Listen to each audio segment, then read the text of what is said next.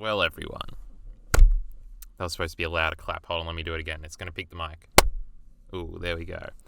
The fourth rebuild is out. It's subbed. It's been out in Japan for like 3 months or something. I don't know what the fuck's going on.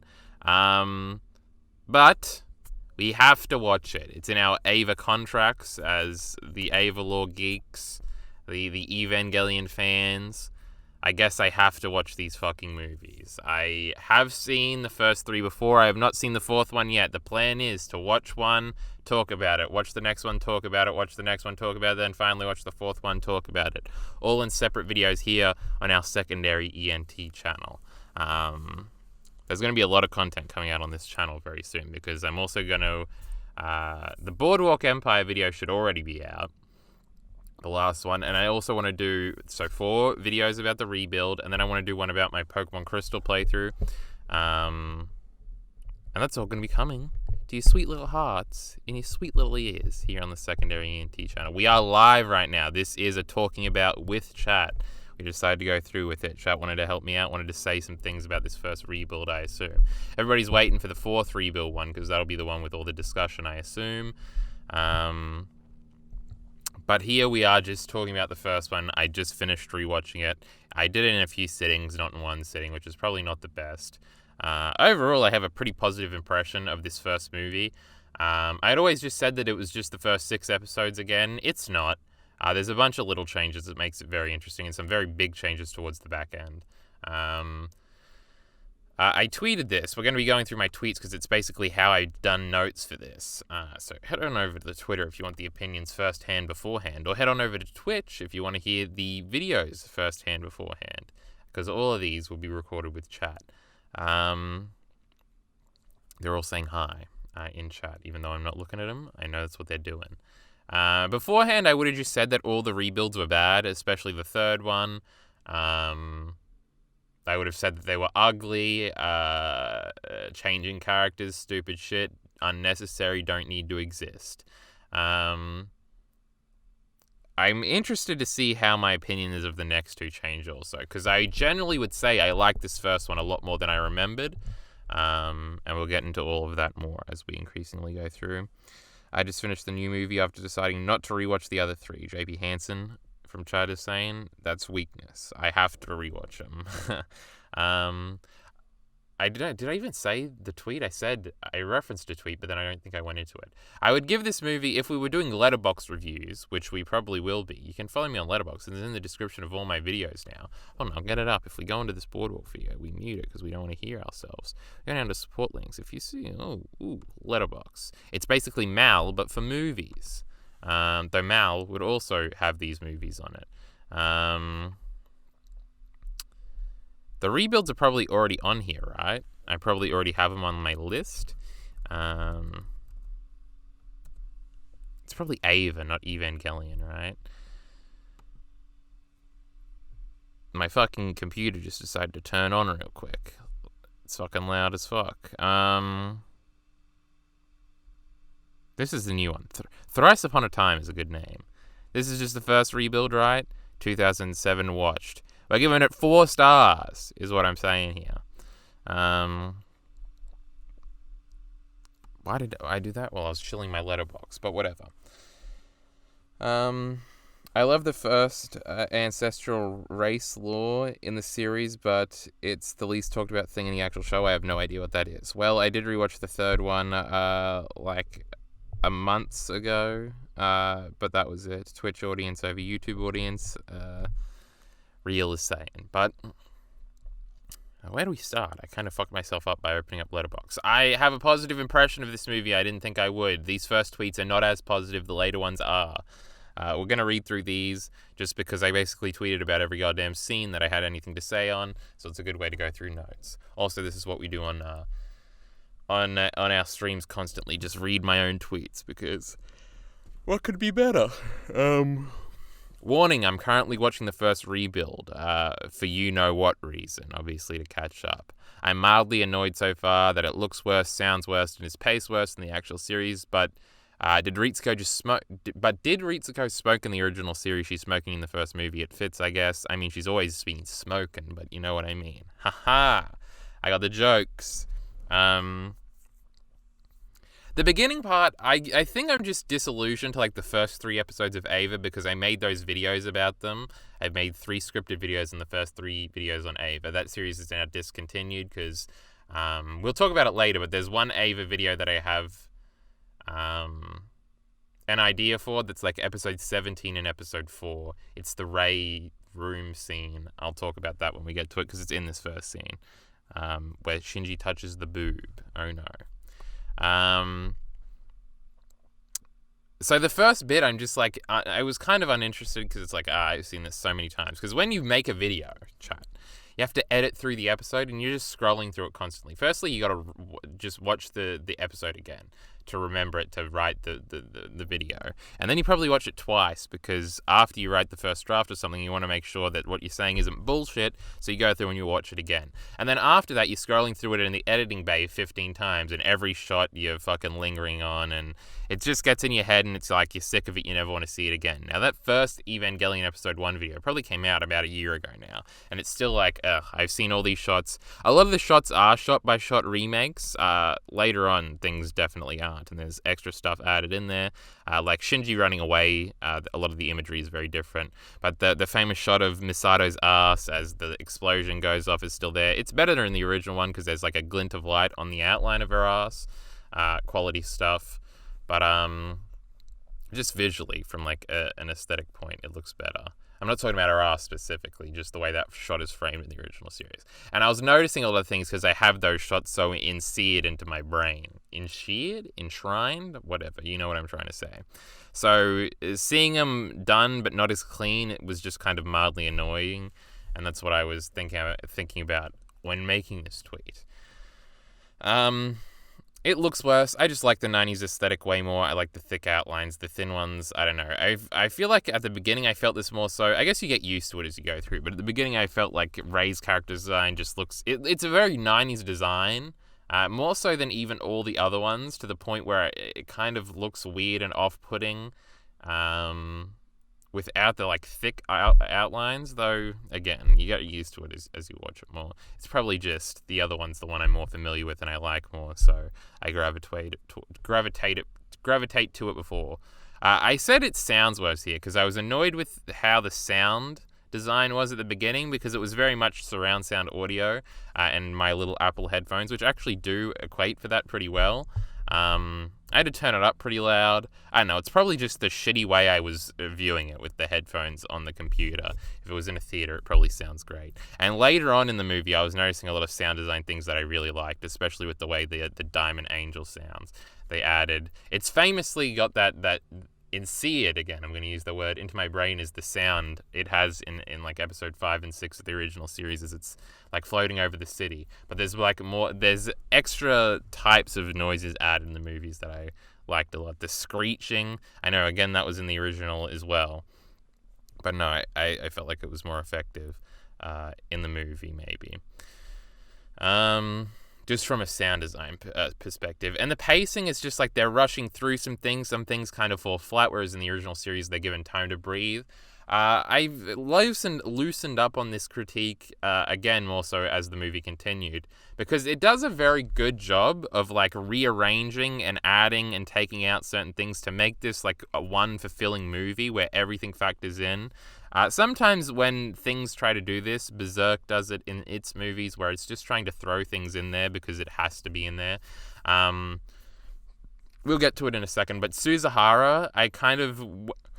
When he was introduced, because we cut out episode 3 and 4 the most chopped up. Like, Shinji doesn't go to the train station. There's not the extremely long shot of Shinji and Misato looking at each other at the train station or whatever. That whole scene is cut from the movie.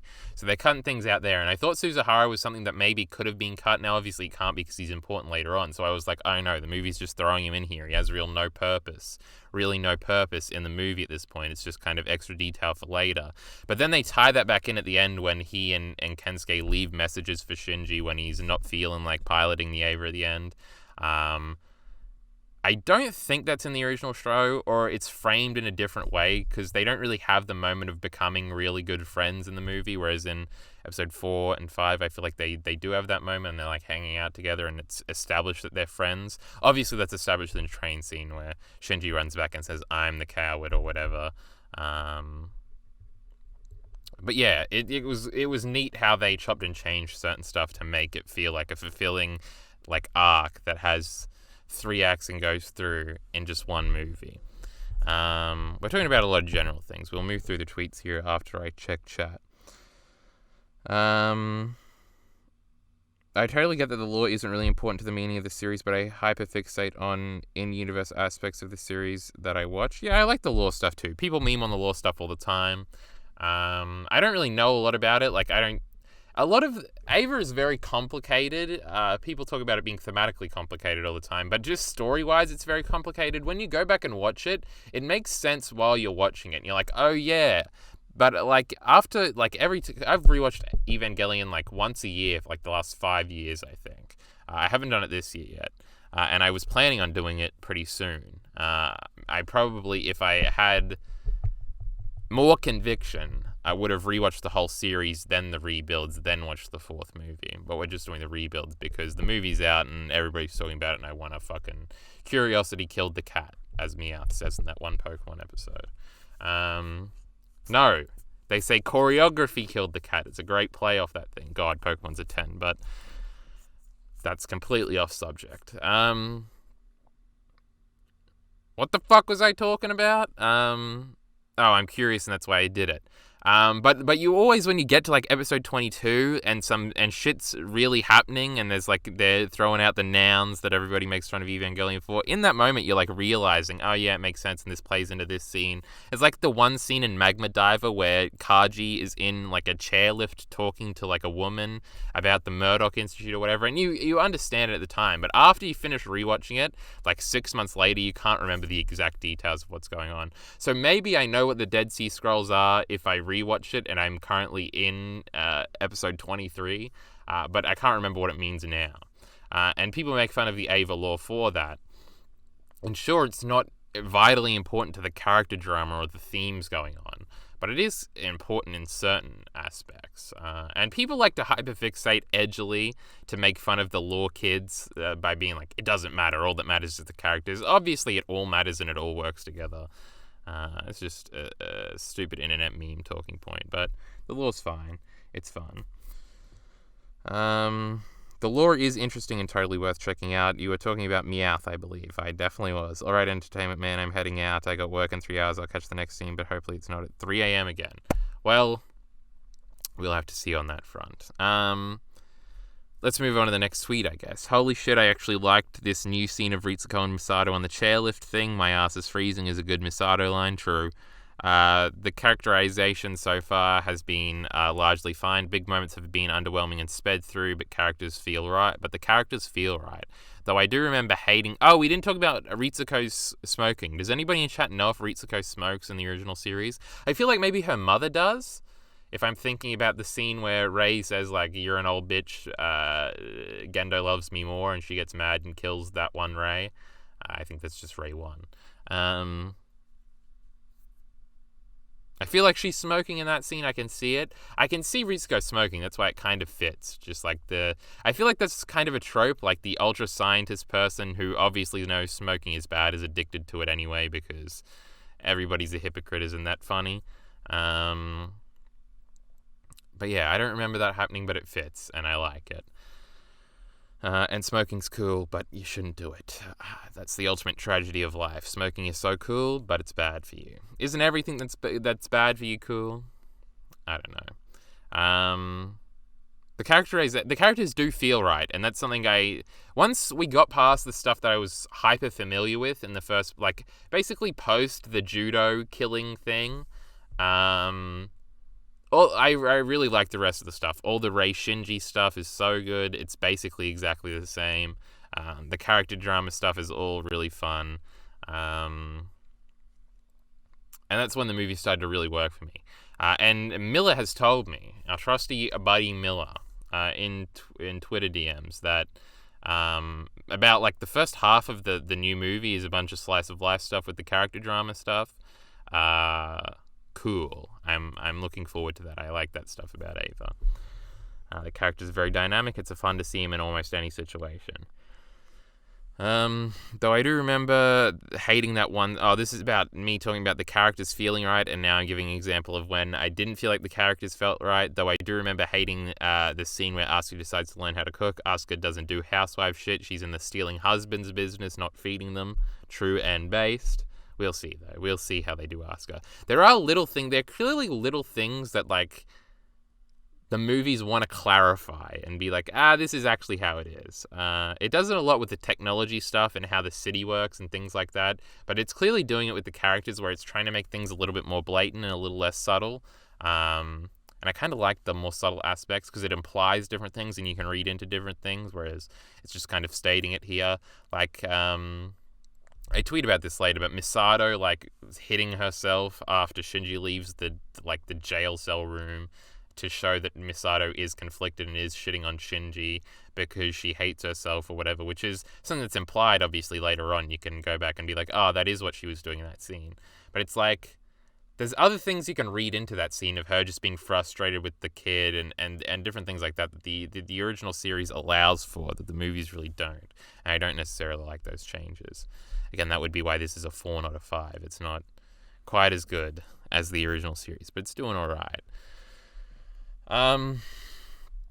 Alright, the CGI looked cool for a second in this first movie when they showed the city retracting and everything turning into weapons. That when the second angel shows up, it's not actually the second angel, but the second angel in the movie. The inside shot of the building as it falls into the geofront was cool. There's a lot of things you just wonder about generally, how it works in Tokyo 3, and those are some of the things they're trying to clarify too. Like, we never really see people living or working in these big buildings, but they do show the inside of the buildings. Because there's almost like this, I don't know if uncanny valley is the right word, but that sort of feeling in the original series of, like, we don't really see other people ever. We see people at their school, but we don't see, like, city people walking around except for, like, when Shinji walks through the red light district. And even then, there's, like, 3 people in the theater. It's a couple, an old dude sleeping, and him in the back being depressed. And you hear them, and sometimes they talk, and then you see, like, shots of the shelter. The shelters when the angels actually attack. But it doesn't feel lived in, and that's kind of the point. It kind of feels isolating, like there's nobody else around. And obviously later in the series, it does just get abandoned.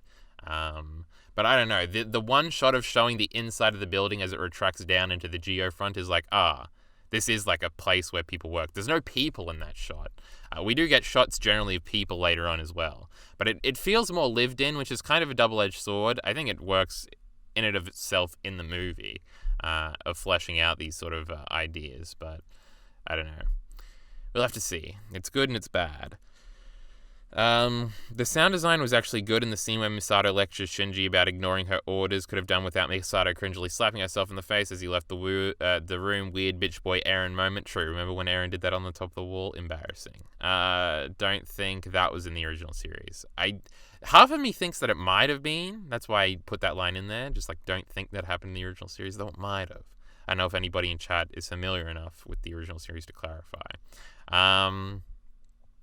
Because Misato is a depressed, self-hating bitch. She might slap herself sometimes. I don't know. The act of slapping herself as self-harm is, like, weird, and I don't think people actually do that.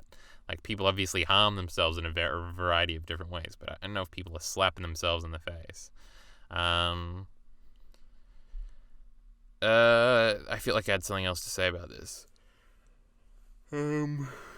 This scene was played down a little bit in the original series. Misato was much meaner in this scene. She's, like, clearly, like, breaking down a little bit herself, and here she's more reserved. Let me check chat real quick. I remember in that scene with her in full, I'm remembering that scene with her with a full ashtray of cigarettes. I feel like that is definitely a shot I've seen. Is it Ritsuko or is it the mother? This might have been when we were talking about the mother. Yeah, real good, JP is saying. Don't know what that was in regards to. Maybe I should keep up with chat as it's happening more. Okay, so it's not just me that thinks the angel looks exactly like the apostle that killed Judah. I have a whole video on it, Zapassion. What are you doing? Go and watch that fucking video. Yes, they do look very similar. They have little tentacle things. I guess we're moving on to the next tweet. I also like how the Shinji running away scene is handled, similar beats but a little different. The reveal that Nerve was right behind him is really cool. Shinji, like he comes to a stop in the highway where it's all like fucked up and you can't keep walking, and then he's like, all right, take me back, and it's just a cool moment of Shinji knows he's being followed, and then a bunch of lights light up behind him and there's like a million Nerve guys constantly following him. There is no escape here. He walks through a bunch of different environments. He walks through like a tunnel. All the imagery here looked cool. It's not the same as the original series. The original series looked cool too. It's just a little bit different. Some of it was similar. Him sleeping in like the red light district. I don't think he goes to the theater in this one.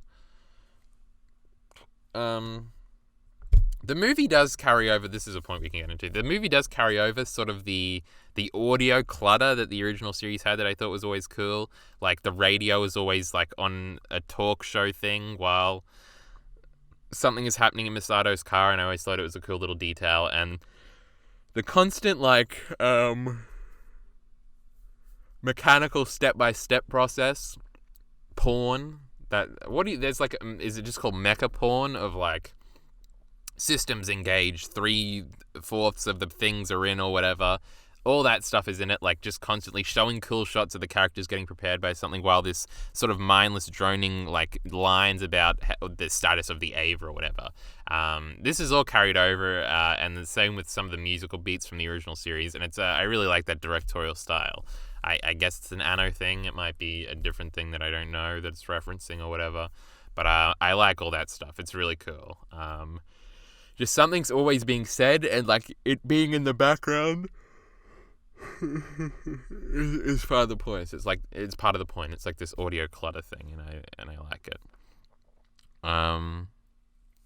I don't know why this tweet made me think of that, but there we go. Noteworthy the extra scene of Gendo in Futsuki. There are a lot of these. There's like 3 of these in the film. Not really a lot. Talking about how everything with Shinji is going according to plan as predicted 14 years ago, and how he has to get closer to Rei. Very weird implications, I guess. This is all a sequel afterwards, we'll see.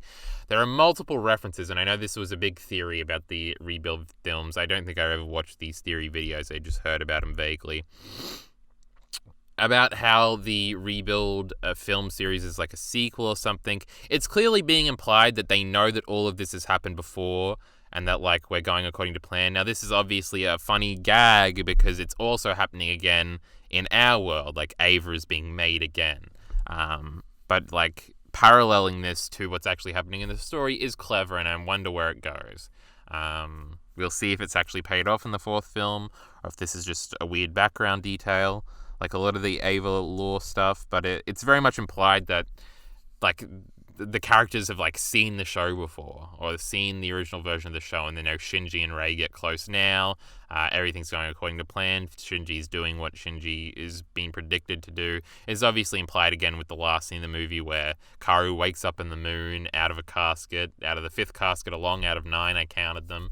And Seilei's projecting onto the moon and saying all's going according to plan, and he knows who Shinji is already, and all this sort of stuff. I guess Karu knows who Shinji is already when he shows up in the original series too, because he's humming to him, and then he's like, I think he says his name before he's told his name. So it's a thing. We'll see where it goes. This is very much a wait and see for me. I kind of like it. I like the implication. I like how it relates to the viewer and parallels their situation of them recalling events from the original series. It could be very clever if this is paid off. It could also be some silly bullshit if it isn't. They're playing it, Rei's theme, greatest anime theme of all time. I wonder if it's a remix or not. So good. Rei, I think all of the Rei themes generally have the same beats. It's like the music in The Godfather, where it's like the same song, it's just done differently each time. There's obviously 3 versions of Rei's theme. I like the 3rd one the best because it's the most dramatic, and it plays as Rei 2 dies, and that's like the best scene in Ava. I don't think Rei 2... I wonder... Rei 2 must die because I think in the 3rd movie it's all about Shinji tries to talk to Rei.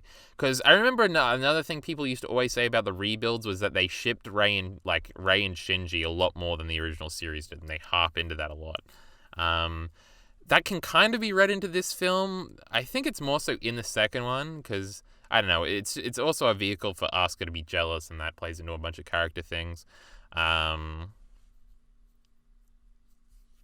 It'll be interesting if we get there to see if that's just bullshit or if like it's supposed to be more of a sibling relationship or how it's going to go, how I'm going to view it as being portrayed. But Rei 2 must die at some point. It's not a big, I don't know, because they cut out a lot of stuff, obviously, because the second movie covers shit up until like the end of it, like episode 18 or whatever, because I don't know. I don't remember entirely. We'll get there when we get there. Also, I'd completely forgotten that Unit 0 was... is it called Unit 0? Unit 001? Unit 0? Yeah, we call it Unit 0. Was redesigned for the film's gross. Also, there's a cross hanging off its nape when it's being fixed at the flashback after it has a freak out. There are a lot more crosses hanging off of things.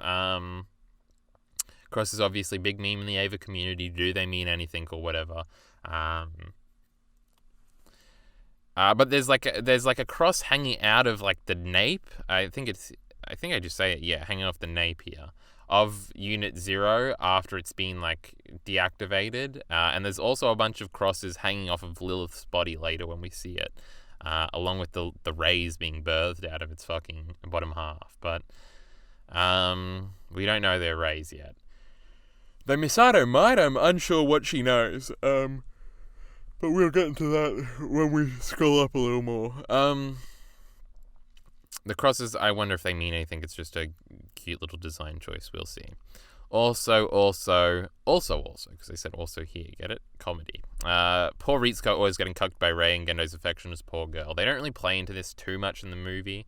But she gives some looks when Gendo's being nice to Rei, and it's like, ooh. Poor Ritsuko. I'll finish up the first goddamn movie when I wake up tomorrow. This was when my first session must have ended. Fuck, I feel like I had something else to say, but I've forgotten. Chat saying anything?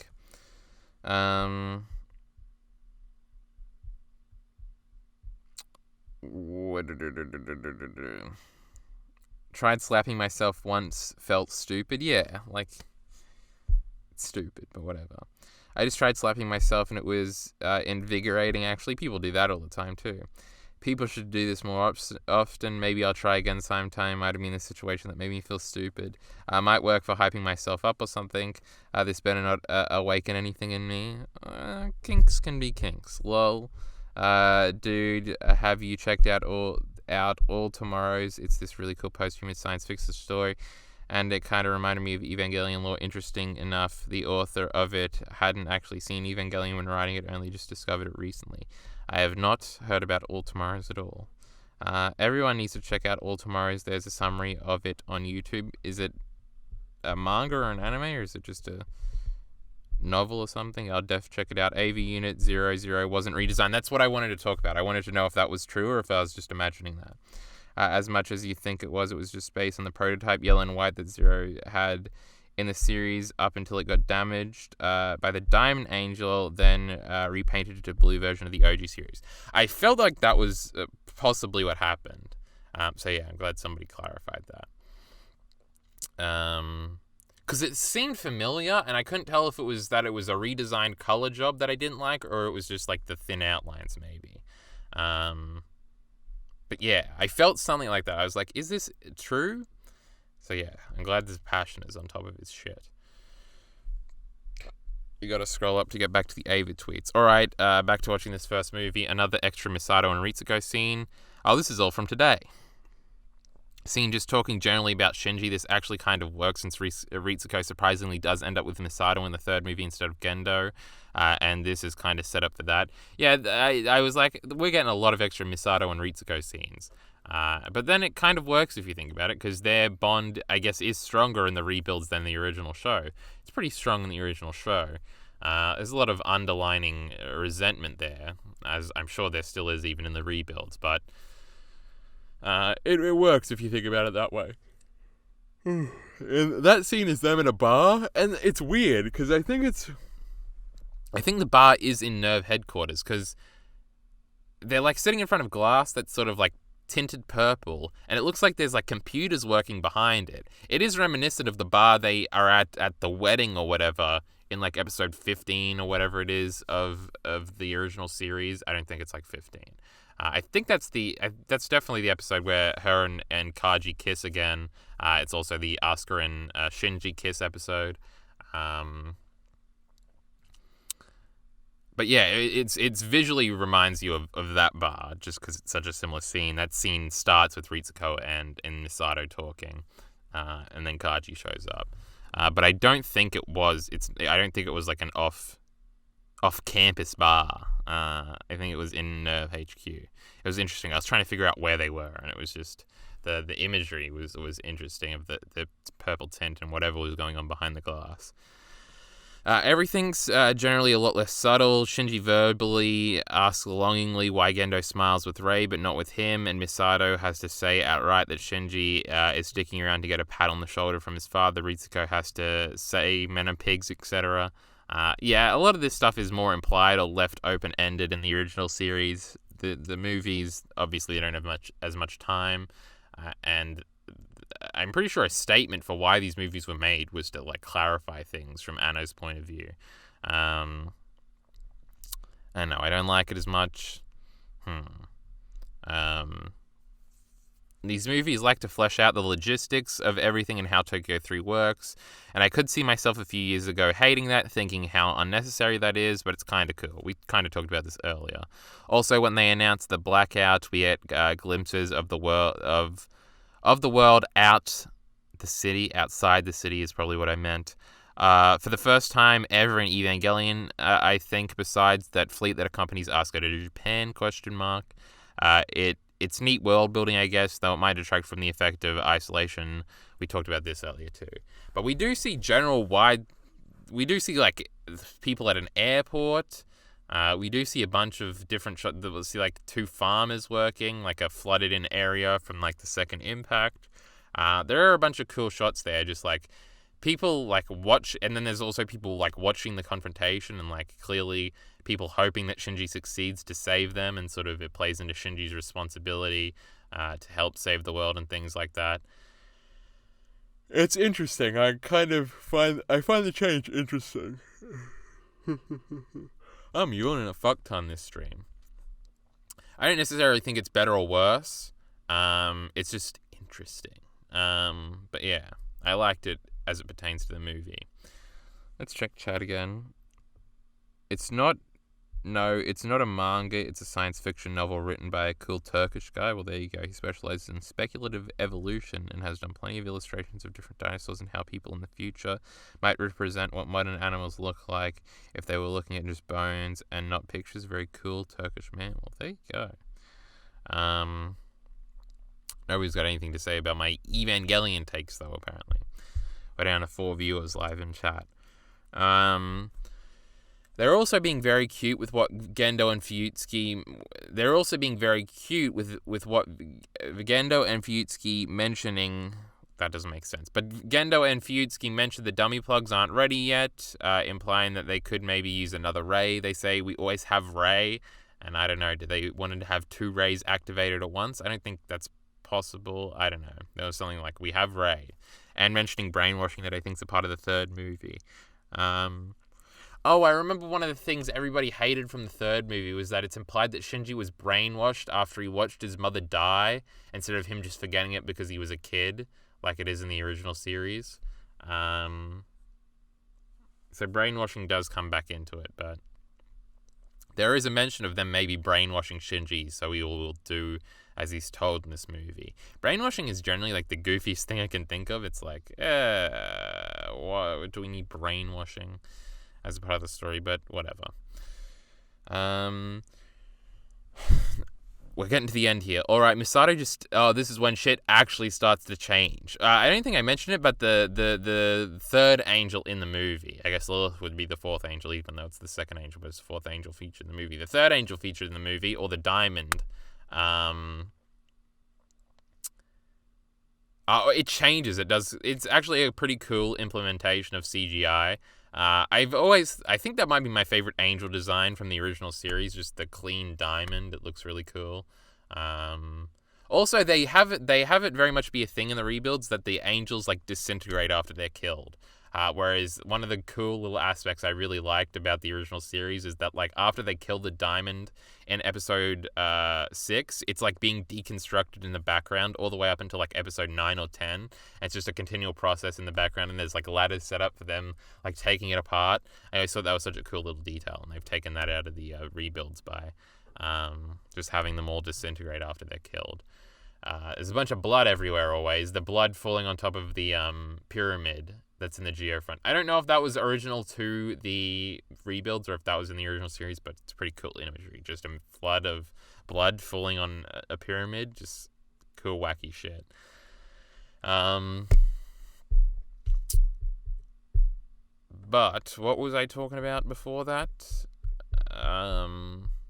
How the CGI, they make the diamond creature do a bunch of weird things. There was a really cool shot where there's a bunch of like, what do you call it? Fighter jets, I guess, or something to that effect, surrounding like the outer perimeter trying to attack the diamond thing. And it does like this laser thing and it swings around and it's sort of a delayed explosion of all the planes around it. That was a really cool shot. A bunch of the ways it attacked were really cool. I don't know if I prefer it to the original series again. It's not really better or worse. It's just interesting, bro. But let's talk about this Misato change. Fucking yawning. Alright, Misato just takes Shinji down to Central Dogma, which was like a big thing that we don't really see. We just hear about for a long time in the original series. And shows him Lilith, why did anyone ever let me or anybody else say that the first movie was just the first 6 episodes again? It's not. I don't even think Misato knew Lilith existed. That's the wrong new. This early in the series, right? I don't know if that's true. It's kind of, when you think about what Misato knew, it's kind of confusing. I'm sure somebody could clarify it. Somebody who's watched Ava the last year, once every year, the last 20 years, maybe than me just the last 5 years, would have this shit down packed. We just justified why this rewatch was necessary. I feel like there was a mystery in the original series about why all the angels were conveniently attacking Tokyo 3 and Nerve, and we didn't know why. Well, the movies we are just told this early on. Also, Lilith has a mask on. Wacky. I think Lilith is also on the moon. I think there's another Lilith on the moon, because Adam is the little creature. I was going to say that Adam's on the moon and Lilith is in the basement, but the Lilith design from the original series seems to be on the moon, and this seems to be something maybe different. Lilith looks a little different. It's got a mask on. It's got like seemingly bloodshot eyes. You can see like the rays being made at the bottom. I think they are rays at the bottom, and there's a bunch of little crosses all over him, sticking out of him, or her. Lilith is just a different name for Eve, right? So yeah, there's some weird stuff going on here. I don't know if Misato knew that Lilith even existed until she was shown the Ray clones, because she didn't know the Ray clones existed until Ritsuko told her. She must have known about Lilith, I guess. But I feel like the audience definitely doesn't know. Like, it's just something you're supposed to maybe not think about, or if you think about, wonder about why all the angels are attacking this one city in the world. Well, obviously they're all trying to get to Lilith. It's explained later.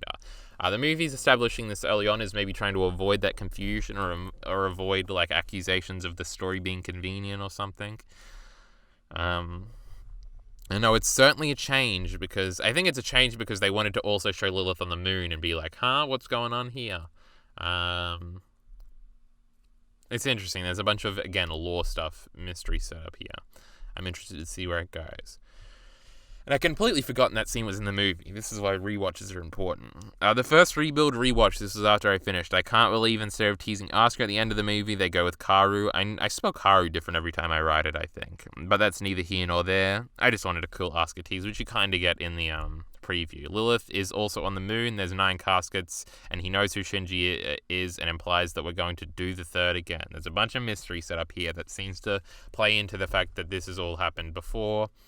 And I do like the parallel that, obviously, to the audience, this has all happened before because this is a retelling.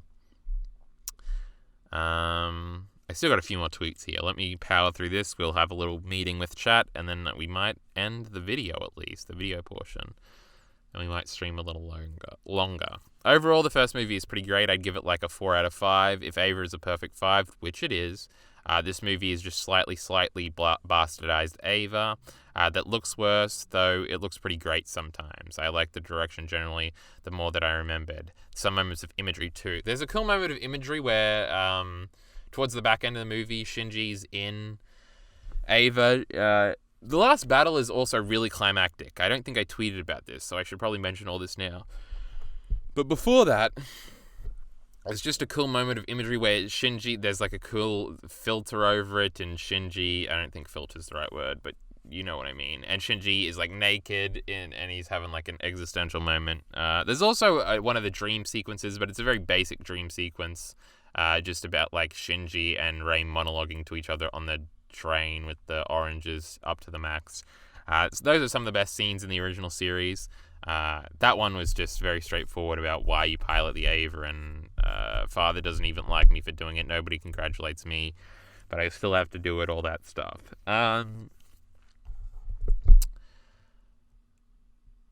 What was I building to? Also, I guess we're going to talk about this now. The climax of the movie, like, firstly, it carries over, like, the traumatizing aspects of being attacked while in the Ava. Like, Shinji's constantly screaming in, like, pain as something happens to him, and it's really effective. The tension at the end here is really good, where you got the different shots of the different groups of people watching on. Shinji gets the message from Suzuhara and Kensuke and like help us out, and it helps motivate him, and then he has the talk with Rei saying, I don't think I'd ever picked up on this, but there's the moment with the smile, which isn't as good as the original series. It definitely isn't. I like the original way much more. I think the smile is more cute and genuine, even though it's a fake smile on a fucking piece of paper. In the original series, there's something about how it's shot. They don't do the close-up shot of Rei's face. There's like this close-up shot before she smiles, where she sees Shinji. It's a little bit more wooden, because they want to have more movement in the scene, because it's a movie and they have more money and it's modern and all that stuff. Whereas I like kind of the stagnant like shots in the original series of how that smile scene is shot. Rei says farewell a bunch. She just says sayonara in her Rei voice. That's pretty... Everybody knows that, but just like the fact that she says that a bunch of times, I guess because this is set up in a movie, so it's all one sitting and it's not cut up, you catch on to the fact that she says farewell all the time, sayonara, and then when she says it, when she implies that she'll die for Shinji, and Shinji like has a freak out moment before they get into the Avas, and he like slowly watches her move away, and he's kind of like sad. Then when that comes back in the end, in the smile scene, it's like, oh, it works more when he's like, and don't say farewell like you're never going to see me again, ever again, or whatever. It's a very cute moment, and I sort of picked up on the lead up to that more in the movie than I ever had before, and that was cool. But yes, the battle itself, I feel like it's always a really big tense moment. It's really cool. They go into the process of like how this works. There's obviously the famous shot of like the long shot of Japan and like the lights all going out. That's famous. It's from the original series. It's in this one too. But there's also more like like Ritsuko and Misato go to like this plant, and it's like a much more setup. I know in the original series, like it's kind of goofy, and you're not supposed to think about it for very long. But Misato like breaks a bunch of regulations, and like there's like one shot of Shinji, or maybe it's Rei, or it's one of the Evangelions just like opening up the roof to a place where the gun is and taking it out. There's a lot more of the logistics of how that would actually work. They have to go to the place and do this thing in the movie. I thought that was like an interesting change. Again, we want to flesh out the technical side to all of this even more. It's also slightly different, I think, when the first attack happens. I feel like it's very quick in the original episode, where it's just like Shinji pops up immediately, and then in the Ava, and then the diamond thing shoots it immediately, and then they have to bring him back down and be like, oh, mission failed, Shinji's in the hospital. And this, like, they open up this block panel thing in front of it, but it doesn't work, and there's a bunch more stuff, I feel like, there. It's kind of elaborated on. I'm sure there's a bunch of videos that are like every single frame breakdown about what's different between the original series and this series, but this was just a bunch of stuff I noticed. But I think Shinji also fails the first shot in the original series, right? I feel like the showing of Rey jumping in front with the shield was handled better in the original series. I feel like that was more dramatic. You almost can't even see what's going on with Rey in this one. It still kind of works as an emotional standpoint, and the tension really ramps up when it's like, fucking Rey's about to die, you have to take the shot. I feel like you feel that in both versions really bad. And it makes you feel good for little Rey when she succeeds. I just looked down at chat, I saw Miller was here and Dishes is here, so I'll have to read chat in a second. Was I finishing my point? I can't remember if they missed the first one in the original series. It was very dramatic. They built up to it a lot more. I feel like there were shots of everybody after they succeeded. I feel like that was very well handled. Let me read chat to see what's happening. Lilith and Eve are separate and distinct Abrahamic characters. Okay, I think I googled it once, and the like Google explanation that pops up at the top of the thing was just that Lilith was another word for Eve or something, but I guess they're different. Lilith sounds cooler than Eve, and it's like you expect it to be Adam and Eve, but it's Adam and Lilith. You haven't seen the other ones yet. Well, I've seen the first 3 before, but I haven't seen the 4th one. You can still save yourself. Don't watch them. You can still stop Dishes. I'm very well aware of the tragedy that is the 3rd movie. We'll see if I still dislike it, though. He's already seen the first 3, and he's going to watch the 4th. Too bad. Oof. Imagine wanting to watch these for any reason other than the obligation after having seen 2. Well, I've seen 3 of them. The purists are kind of annoying. The movies get shit on way too much. Well, I like this one a lot more than I remembered, so there. Honestly, they don't get shit on enough. I'm only saying, they're okay. The ending was good. Stop pissing and moaning, dude. Do you think the fight looks bad? Not this last fight, but it's not really a fight. It's just like them shooting at each other. The first 2 have good, decent fights as far as I remember. The other fights, I think the first one is just like identical to the original series. It just kind of looks worse because I don't like the art style as much, but there we go. Did I read through all of this? So I'm interested. No, I didn't. So I'm interested moving forward if the things I like will continue to be expanded upon, or we go in stupid directions as I remember them. The lore stuff, though, it's constantly memed on. I'm actually into. I want to know about the caskets on the moon. It is a fucking. I don't give a fuck. It is such a cool shot where it's like Karu comes out of the 5th casket. The first 4 are already open, and there's 4 to the left of him.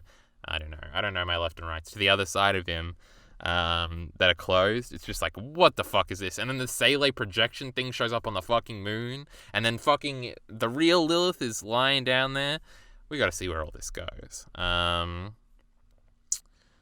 Caskets on the moon, they're repeating a timeline or whatever, but I eat all that shit up in a bunch of other shit, so. I never really think I thought about that, about how it's sort of a parallel that all this is happening again in universe and out of universe, in our universe, where like we've seen this story before and it seems like the characters also have too, and it's a neat little parallel. Like we know the story beats, we know how they're supposed to happen. And Gendo and Fuyutsuki and Karu seemingly know as well. The credits song does sound like a Pokemon movie song, doesn't it? It reminded me of some Pokemon movie song. I can't remember which one it is. I wasn't too hot on the credits song, I don't know. Well, I do like nearly all the Pokemon movie songs. I only slightly remember this song. Keeping a preview after the credits in the style of the original series is cool, though. They even have the fan service line in there. Teasing 3 new Avas and Asuka probably rock some people's worlds back in the theaters. It's insane. They're like, and Unit 3 is operational. Then they show Mary or Mari or whatever the fuck the glasses girl name is. And then they show Karu, and Ava Unit 006 or 06 descends from the moon or something. It's like some wild shit, that fucking preview. I forgot that the glasses girl was in the 2nd movie. I thought she was introduced in the 3rd one. But she's not. The jury's out on her. I can't tell if I hated her or if I liked her. She's kind of like... all this, I feel like Asuka gets generally fucked over in the movies just for not having as much screen time, especially if they do play into the Rey and Shinji shit, as I'm remembering they do. I always like the Rey and Asuka interactions. I think they're fascinating, and obviously the Shinji Asuka interactions are great. But giving her Mari or whatever her name is to interact with, I know, and I feel like Mari is also flamboyant, so it doesn't really work where Asuka is like this explosion of personality in this dreary show where Shinji's a depressive and Rei's hardly a person, and Gendo's super serious and Misato's kind of the quirky one for the first 7 episodes, and then she gets to relax and go into a more interpersonal character drama with Karu because Asuka's here to basically be the light. She's drawing in the bugs or whatever to zap him. The big attention seeker is here. Everybody else can sort of settle into their roles. Entering Mari at the exact same time kind of seems like it might lessen that impact. And Asuka's my favorite character. Don't let us forget. Not even just in Ava, but in anything. So, all right, I'm recording. Well, this is me asking if people were going to show up. Who is this person in chat? I always see Hidim or Timothy Lowe too, responding to my tweets, liking my tweets. Who is he in chat? But those are all the notes I have on the first movie. I'll probably write a review at some point. I'd give it 4 stars. I think it's just slightly worse Ava, and Ava is 5 stars. I don't think it's like 4.5 stars. But like, once we got past the first 3 episodes of stuff I'm so familiar with that I'm just sick of, I was like into it, and I thought it was great, and I was like, this is all pretty good, and all the extra stuff just added to it. It was interesting as like an alternative take. I feel like my appreciation for these isn't like for a long time it's just been like, oh, they ruin Ava or whatever. It's just Ava but worse. I would have put it in the same category as like the Vinland Saga adaptation of just like, you're just bastardizing something I really, really like and making it bad, with a bunch of little changes and an aesthetic change, and it's ugly and it sounds not good. But now I think it's more moving into the category of the Berserk movies, where I don't care about how well the Berserk movies adapt something. I just think it's like a cool alternative take on the same thing. As long as people don't think the movies are like the definitive Ava experience, which I don't think anybody does after everybody shit on the 3rd movie. And it's just like an alternate retelling in a different aesthetic, I can totally get behind on it. It moves it more in the Devilman Crybaby direction of sort of like, this is just some crazy shit that's like, not ancillary, that's the wrong word, but like additional content on the side, a spin-off of sorts or something. Just like how I would treat the Evangelion manga if I ever read it, of just like, this is an alternative story. Which I still gotta read that fucking manga at some point. Let me read chat. We might have some more conversation, and then we'll end the YouTube video, and then I might do something else for stream in a second. The first 2, I read that one. Lilith is non-canon in Catholicism, but it's Adam's first wife, who is not cool, was too cool for God, essentially. Yeah, fuck that God fella. I know, Lilith seems like that bitch then. Does Shinji ever see Lilith in the original series? No, right? I think he definitely does when he's fighting Karu, right? Because Karu's like right in front of it when Shinji squashes him. I think does he see Lilith when he goes down to see the Rey clones? Maybe not. But I think Shinji does see it. Lilith refused to be subservient to her husband and was basically defective. For that reason, God tried again, lol. God really fucks up a lot, huh? Isn't it Adam on the moon? No, Adam is a little tiny creature thing that they find in Magma Diver, right? Because that's what I thought initially too, like, oh, Adam's up there on the moon, but then I was like, no, Adam's the little fucking creature thing. It's like a cell thingy, right? I think so. Miller doesn't know Ava. Why are we listening to him for? Adam's in Gendo's hand. Yeah, that's also a thing later. Because he's a little fella with a big eye. We know our boy Adam. Japanese people not making their stories cynical challenge 2021. I feel like this is the big disconnect I've realized, or I've sort of reinforced in me since finishing Boardwalk, is that Japanese stories are almost never cynical. And by Japanese stories, I mean anime and manga. And by anime and manga, I mean the very specific anime and manga that I've seen.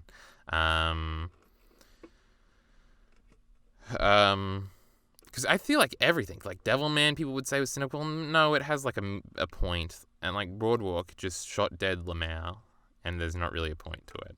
I feel like it's kind of the exact opposite. It's like it like shows kind of sad stuff, but it has ultimately a hopeful message. Whereas a lot of these American dramas, they just be depressing you all the time. It's so annoying. Oh, we made this different adaptation, but both are canon. Lol. Who cares about canon? Canon is meme. It's not real. Decide your own canon. Okay, you did need to rewatch if you didn't remember that Mari is in the second one. I feel like I'm going to remember all the Mari scenes, but I think I must have... No, because obviously she's in the second one, because everything gets fucked up, and the third one is 20 years in the future, and they're all still kids. There's no way this third movie can be good. Mari is the best thing about the movies. It's so funny. Well, we'll see. Yeah, Slightly Worse Ava describes the first movie pretty well. I hear Mari appears in the manga. I think I know what the ending of the manga is with the Mari thing, and how Mari was Yui's friend in college, and so it's kind of implied that she was also cloned or something, just like Rei. Because I think the last shot of the manga, I think I heard Endless Jest talk about this ages ago, is Mari, like, it is like the reveal that Mari was Yui's friend in college. There. I've only read one volume. Well, I guess I just spoiled it for everybody in chat. But do they show little Adam in the rebuilds? Maybe it is Adam, but I don't know. I don't recall seeing little Adam in the rebuild. No, they don't find Adam in Magma Diver. Kaji brings Adam over in the Asuka episode. Oh, cyclical, not cynical. Well, there you go, dishes. Well, I read a word wrong. Who would imagine? But yes, a lot of the Japanese stuff is cyclical too. But a lot of everything is cyclical. Some things, maybe they just are cyclical. Maybe nature is cyclical, and that's being reflected in these things. Shh, Miller. You know what? I don't even think it's a spoiler. Never mind. I have no idea either. I care because they flat out tell you in the things that everything happens again, and it's so dumb. And I think I heard something about there being 4 Adams in the rebuilds. That seems like it would check out. Well, we'll have to wait and see. We're back up to 9 viewers. We read all of chat. I don't know if I have anything else to say about this first one. Pretty good. I'm generally excited for the second one. I could just ask of being here. It has to be fun in some sort of way. More character drama stuff. More new stuff. I'm excited to watch the second one. Now that I'm remembering more about the third one, I'm like, there's no way this is good. I remember long, extended, boring sequences in that movie of Shinji being by himself with Karu and a Rei that he can't really interact with. And then he has the one scene with Fuyutsuki. And then we cut over to Asuka. And it just... I'm usually very good about convenience things and stupid plot points and ignoring them and being like, whatever. But like... Asuka being the same exact way 30 years later, still being 14 because of the curse of the Ava for whatever. I feel like I will never be able to get over that all these characters have existed for 20 years that we haven't seen, and we're in Shinji's shoes, and they're all basically kind of the same. Well, I guess they're not. Asuka's the same. Rei's the same because she probably just got reset. Ritsuko and Misato are clearly different. We'll have to see. We'll get to it. We'll get to it and see if it's bad. I wonder if my perception of the third movie is just tainted because the only Evangelion discourse I've ever engaged with has been B or Endless Jest stuff, and they really hate the third film. I don't know if the third film is that widely hated. If we go back here, let's click on the third one and see if everybody hates it. People in the comments can say if it's generally got a 3.5 stars, so I guess people don't hate this movie. God, it came out in 2012. Nearly 9 years. That's nearly as bad as George. 2011 to 2021. Instead, it's 2012. And I was slightly better than George. That would be Mr. Martin, by the way. But, this whole video played while we were doing this. Well, with all that being said, I think it's time to end the YouTube video. We'll be back with the second one, hopefully soon as well with the third one, and hopefully sooner as well with the fourth one. I guess it would be the least soon, not sooner, because it will be the furthest away from when you're hearing this. I'm kind of excited. I want to get these out quickly. Stay tuned. We might do some Ava main channel content soon. I have an idea about the Shinji Rei. Oh, we didn't even talk really about the Shinji Rei scene. The meme subverting expectations. What do you call it? The slap scene and how it happens later. There's a whole B video about it, alright? I have a video idea about that scene compared to a scene that happens in like episode 15 where Shinji comes into Rei's room again and Suzuhara is in the position where he's like, we probably shouldn't be going in here, just like Shinji was in episode 3 or 4 or whatever when he goes to give the card originally from the scene that's in the movie. And instead, Shinji's like a grown-ass man at this point. This is before his world gets ruined and he's kind of got a positive relationship with Asuka, Rei, and Misato all at this point. And even his father, they have the one scene where they go and visit Yui's grave together and he's like on top of his shit and he starts cleaning up Rei's room and he's lecturing her on being a messy bitch and all that stuff. God, what a scene. Shows character development in Shinji all before his world gets rocked. 10 out of 10 perfect scene. And the reason why I want to make this video is because until like my rewatch last year, which would have been like my 4th rewatch, that scene had just never registered with me. I would have had to have seen it because I know I watched all of these fucking episodes, but I just completely forgotten that scene exists. It's so like poignant and great, and I love it and what it says about both their characters and Suzuhara even. I think this is the episode before Suzuhara gets killed, so we're getting a lot of Suzuhara focus. But I have a video idea about that and talking about those two scenes and juxtaposing them and talking about Shinji's development and kind of the myth that Shinji doesn't develop and he doesn't change and all this stuff. It's all great and I would like to make a scripted video about that, but I guess I'm teasing that video at the end of this video. But we're trying to also end this video, so chat's going to say goodbye. Stay tuned for the second one that should be coming out soon. Support links in the description below. Thanks.